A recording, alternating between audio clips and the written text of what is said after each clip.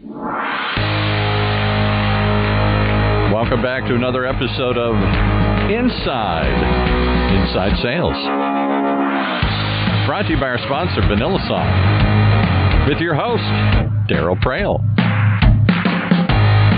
Join us as we interview industry experts in the dramatically growing field of inside sales and sales development. Tune in as Darryl brings you actionable strategies and tactics that can immediately increase your sales and success. So you ready? Hey, Darryl. And it's another week here at the Inside Sales Show. How are you doing, folks? I don't know about you. I am going nuts. I have a variety of challenges in my life, not to complain, but here I go. I'm going to complain again. As I record this, the Christmas season, the holiday season is upon us. And of course, I'm nowhere near ready to go because that means I suck at managing my time. Can you relate to that? I know. It's a lifelong challenge, shall we say. My wife always says to me, I'm amazed at how much you can do. Like, you were just like so focused and you just like crank through it. And that's her optics, right? That's an interesting point of view.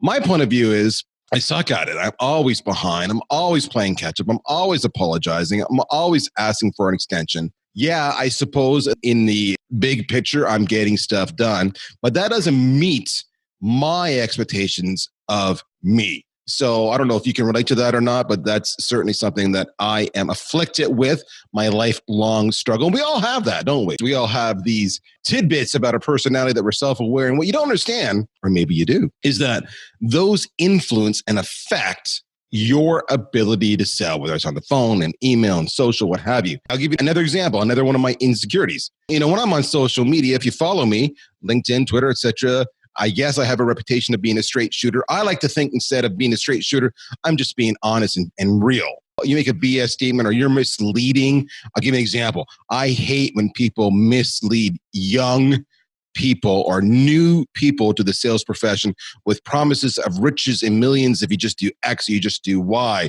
you just make more calls. While that may be true, often that's the exception, and they need to focus more on their technique and they need to be strategic and they need to understand how to handle a lot of this stuff. And when I see that, I just viscerally react. I call them out on it. I'm like, really? You think if I work 23 to 24 hours a day, I'm going to get $1 million this year? There's consequences. There's life decisions. There's family. There's friends. There's hobbies. There's whatever. Maybe you're caring for your ailing mother who's in a home. You've got balance in your life you have to pursue. So I call them out. But the reality is when I do that, my own insecurity says, oh, Darryl, they're going to yell at you. They're going to think you're an ass. They're going to be all over you.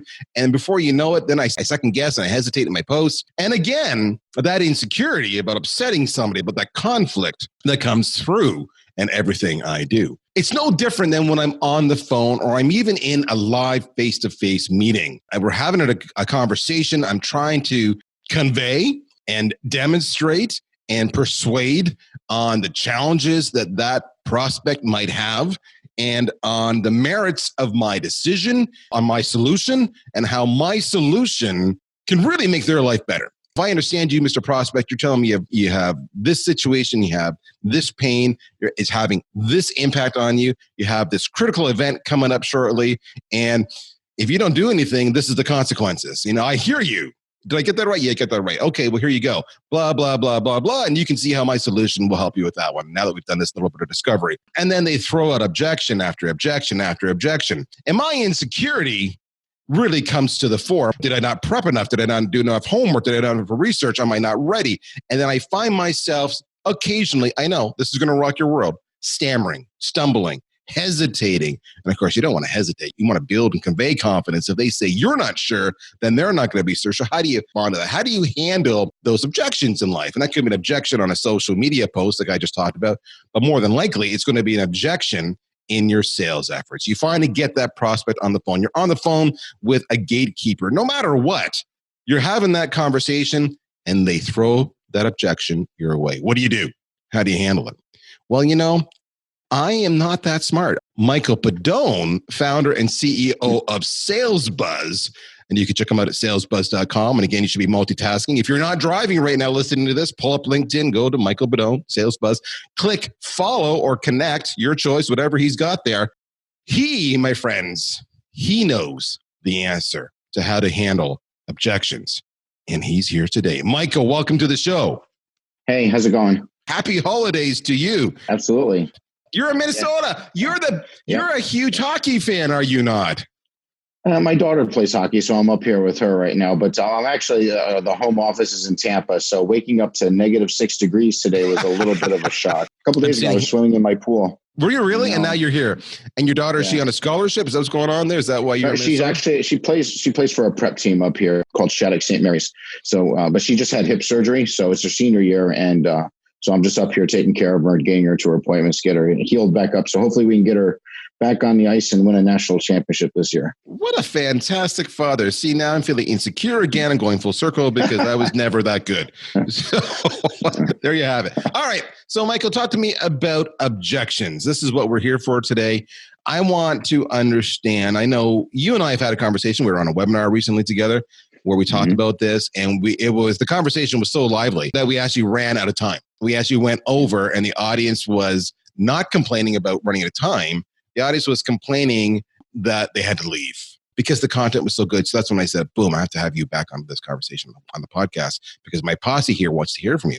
So let's start with the basics. What's your biggest beef or your biggest let's talk moment when it comes to handling objections? What do you see happening over and over again? And where should somebody start if they're looking to be better? First of all, if we're talking about SDRs, right, because there's two types of objections. There's objections in the beginning of the sale. Typically, there's objections towards the end of the sale, right? So if you're talking about objections where you're having a hard time getting the decision makers even agree to have a conversation with you, you hear the no thanks, not interested, we're all set, you already use somebody, not in the budget. You're hearing that stuff right up front. I think we should talk about that first. So whether you're a new SDR or whether you've been doing this for a while and you've plateaued and you're not getting to the next level and you're struggling with those, is that it's not in stone that you have to have those objections. See, a lot of times salespeople think that, okay, since we're in sales, I'm going to get this objection and then I have to have thick skin and I have to come up with something creative to say to get over that. And that's one strategy, but it quickly leads to burnout. Sales doesn't become fun as you go on. And next thing you know, you're looking for something else to do or you're looking for another job or what have you. And then it's just turnover and you go to the next place and you start all over again. And 6 months to a year later, you're in the same spot, because you're just tired of getting those objections. And the thing is there is another strategy where you could avoid a lot of those objections right up front. The secret lies in, first of all, recognizing, having self-awareness or having somebody else that's proven it over and over again say to you, listen, you don't have to always run into that. You can drastically reduce those types of objections by about 80%. That's huge. If you switch that around to where you're only getting rejected 20% of the time in the very beginning of a call, you won't even care about the 20% of the time because the other 80% you're getting through and you're getting to the next level. So I think the thing that we have to start with is recognizing that, you know what? The objections, if you want to continue down that sales path where you're going to run into them and try to overcome them, you can do that if you want, or you can actually learn another sales strategy where it eliminates those objections before they happen so you can have a better chance of getting the conversation started. As I listen to you, I know every single rep on the call right now is saying, but my manager or my executive or, our in-house coach is turning over in their grave right now because they yell at me nonstop that I have to have all of my objection handling responses down and I need to be able to respond and then be able to give them. Yeah. And you're telling me I can do that, but there's another way of handling it. Let me posit this, folks. You want to do both. Like you definitely want to have those in the back of your head. You want to have them memorized. And I'll tell you why. Not just because that's the point counterpoint back and forth that takes place in a sales call, that little dance, if you will. But candidly, I'm speaking as a marketer for a second with a product marketing background, is you want to understand how your solution works, how it differentiates, how it addresses their pain. You truly want to understand that. So it's not just that, you want to know the verbiage to use to counter. You actually want to intrinsically, intuitively, innately know that, because then when you deliver the line, you're going to physically just sound way more credible. But I do want to come back to what he's saying here. He's spot on. What if you could perhaps avoid a lot of these objections before they ever appear, which is what he's getting at. So, Michael, how do we do that? Okay, so the first step is awareness that there is another way. The second step is this: before we actually get to the execution, it goes back to, you mentioned the pain. Sales reps have to know who their target audience is. I asked somebody the other day in one of my classes, and I was getting ready to role play, and I would say, who's your target audience? They do optimization, search engine marketing, things of that nature. And the guy says, anybody with a website. And I'm like, no, that's the problem. Most salespeople go wide instead of deep because they don't want to lose any sale. So they want to take anybody and everybody. And the problem is you spread yourself too thin. You want to go deep. If you're an SDR, you should know the top 3 industries that normally buy from you. You might have 20 different industries that buy from you, example, but you should know who the top 3 that buy the most. You should know location, average employee size, average revenue size. These are basics. You should be able to know how to pick your zebra out of the herd and go, you know what? If they have this, this, and this, there's a higher percentage chance that they're going to buy from me. So now, once you know what that is, you also need to know what problems would they have to have in order for them to be interested in what your product or service solves. Calling and saying, I want to learn about your needs or tell me about your needs is so old and outdated. You have to understand, your business is only in business because it solves problems for specific scenarios and situations. You might have lots of different types of scenarios and situations. You might have a very narrow niche. But in each one of those categories, you're going to have a very particular audience that's going to go ahead and resonate with that.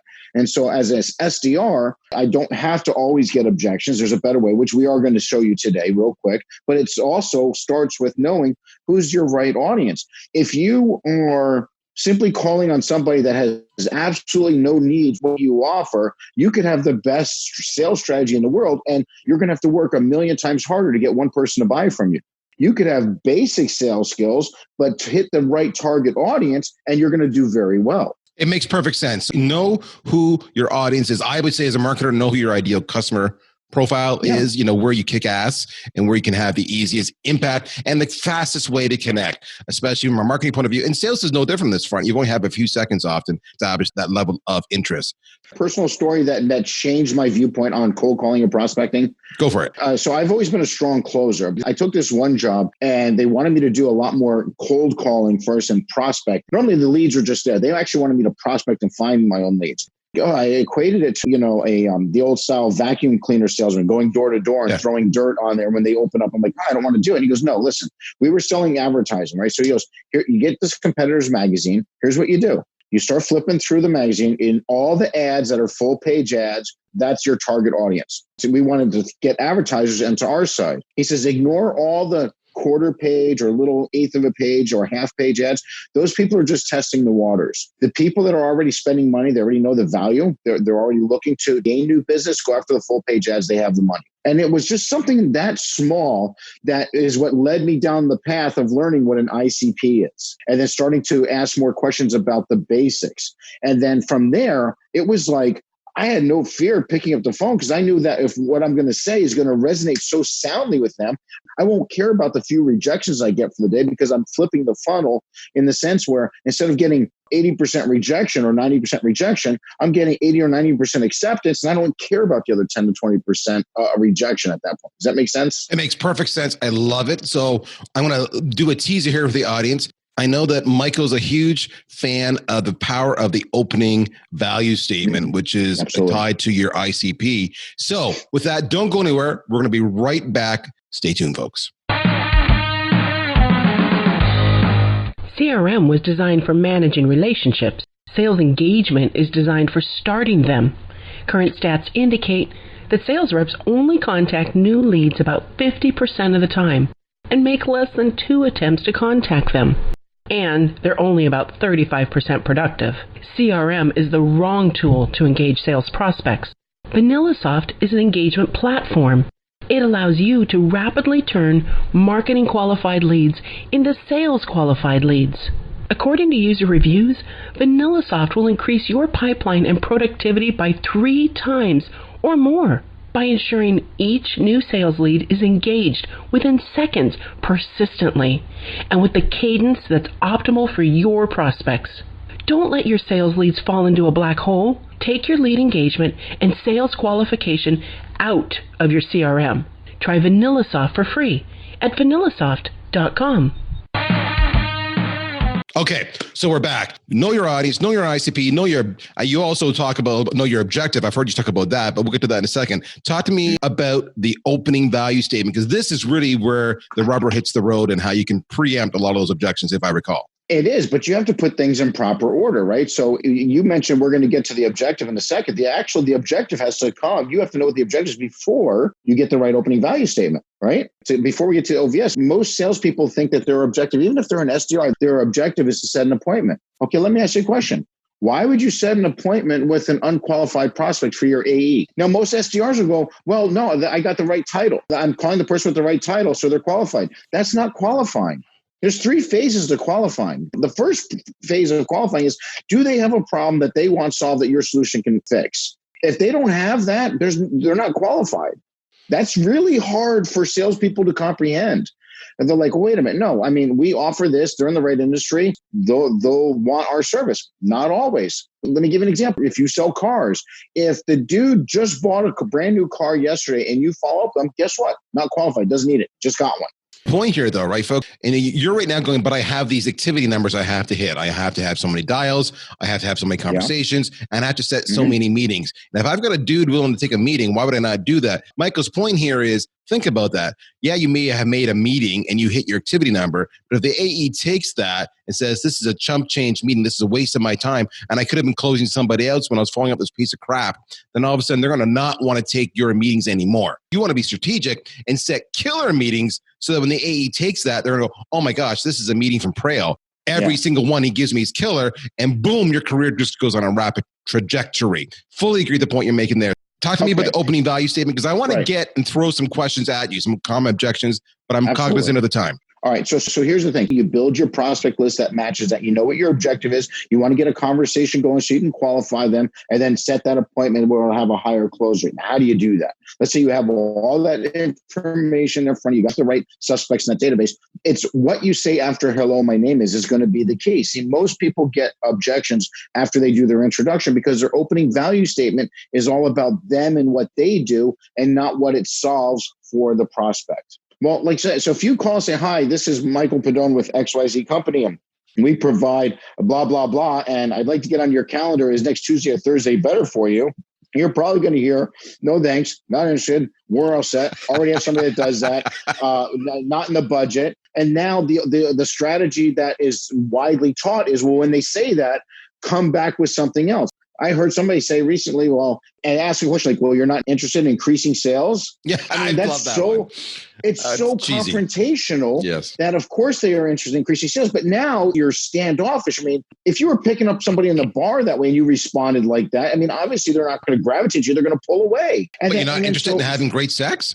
I don't know why that would not work. I just don't understand. Oh my gosh. But so what should they have done? How should they phrase that? You have to structure your opening value statement where it's front loaded with, you got to agitate a pain or scratch an itch. And you don't want to do a sales pitch, right? You don't want to do a spray and pray. For those of you that are getting somebody on the phone and you just data dump, I know why you're doing it, right? You believe so strongly that you can help them, but you're just so tired of getting rejected that you're just going to throw everything at them and you're hoping that something sticks. And you know what? It might work once in a while, but if that's your strategy, you're going to lose a lot more deals than you ever win. So the thing is you have to think in the words of Twitter. Like Twitter was because it was like short and sweet, right? 140 characters is what it started with, right? Your opening value statement has to be very short, sweet, agitate a pain, scratch an itch, and you want to gain permission to continue the call so the guard drops and the ears go up. So let me give you a bad example like I just did earlier, right? The reason for my call is we provide blah, blah, blah, blah, blah. I'd like to get on your calendar, you're going to get resistance. So you want to turn resistance into interest before the resistance happens. So one way I do it is this. Hi, this is Michael Pedone with salesbuzz.com. And listen, the reason for my outreach is my course on inside sales actually helps outbound sales teams learn how to get decision makers on the phone so they can increase their pipeline. And if I caught you at a good time, I'd love to ask you a few questions just to see if what we have to offer maybe is some help to you. Would that be okay? Farm, and you're giving me the power, which I like that. At least it feels like you're giving me the power. I can be yes or no. It feels like they're in control. Right. See, this is one of the greatest secrets of control is the more control you give away, the more you retain, right? Because if their guard comes down, I'm piquing their interest and lowering their resistance, but they also feel like they're in control. I'm actually in control because the strategy is going to get me what I needed anyway. I've heard versions of that almost identical to what you just said with a slight twist, because they may still say no, but they may say, and I can do that in about 30 seconds. Do you have 30 seconds? Right. And by the way, feel free to time me. Now, I know that's a personal style, but the point is, even for me, I answered the phone, so I knew I was going to be in a conversation. So you can do this in 30 seconds or 60 seconds, whatever. And then we can decide whether we want to continue. Go. You got my time. So here's why. Here's why I think that's bad sales advice, or at least it's not the next level up sales advice, right? Because if you say the 30 seconds or you try to be cute and do the 27 seconds just so it breaks it up, it puts you in a situation where you have to do a spray and pray. You have 27 seconds where you have to do a data dump. I don't want to do a data dump. I want to get a conversation going. So my style is to pique interest and gain permission to continue the call, because if they go, yeah, I got a second, go ahead. I'm like, great. And now I already know the next 3 questions I'm going to ask in the qualifying phase. And I love to that. Engage them. Boom. You nailed it right there. So yeah, sure. Go ahead. Next 3 questions and you're engaging them. That's brilliant. All right. Absolutely. Let me flip it on you. Let me go into kind of rapid fire now. We understand the importance of knowing your audience. We understand the importance of your opening value statement. We understand that you need to understand your objective. So let's use some real life examples here. Yeah. Classic early call objections. We don't have time today for middle of the call objections, but here we go. You do your thing you just did to me, and my answer to you is, sorry, but I'm busy right now. Listen, I totally get it. I wouldn't be calling you if I didn't think I could help your sales team tremendously. I just need a minute to ask you a few questions. Would that be okay? All right. So explain to me what you just did there, if you had to break that down kind of semantically. If you're a sales director, who turns down getting their inside sales team to perform better and increase their pipeline? I didn't overpromise. I didn't guarantee anything. I said there's a possibility, but I just need to ask you a few questions. So I'm teasing that with the carrot. So that's all by design. Go, you know what? Okay, I got a second. Go ahead. But if they said right now is really not a good time, I'm prepared. You talked about being prepared, having that script. These guys have metrics and numbers to hit. I still want you to be prepared for the no. I just want you to get no a lot less. So when you do get a no, I'm not going anywhere. I said, listen, I understand your time is extremely valuable. I wouldn't be calling you if I didn't think I could help you solve X, Y, Z, but I would just need to ask you a few questions first to be sure. Would that be okay? So I try a second time. What you're going to hear when you do it right is one of 2 things. They're going to say, okay, go ahead. Or they're going to go, listen, no, you know what? I'm interested, but I have to get to a meeting. Call me this afternoon.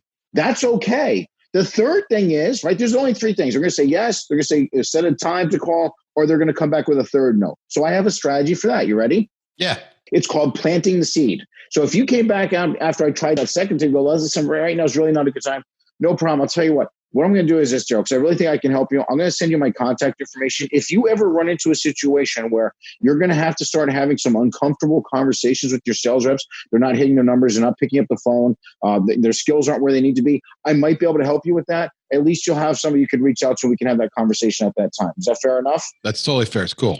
Great. And then I'll confirm his email address. I send him my contact information. I put him in my file, marketing campaign. If I'm really hot on this guy or girl, right, I'll set up a next call. Notice I didn't call it a follow-up yet. That's right. I'm going to set up a next call.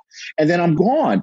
I can't tell you how many times a trigger event will end up happening to that dude.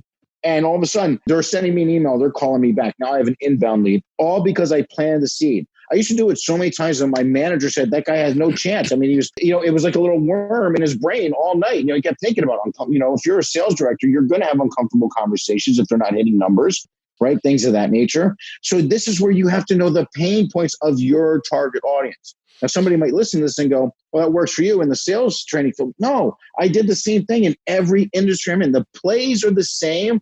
It's the words that are changed based on the industry and the pain points. What I love about what you just did too, and I keep on saying this over and over again on our pods here, is you played the long game. You ultimately said, option number 3, and can I send you some information and, whatever. And the point is, boom, 9 times out of 10, they come back to you.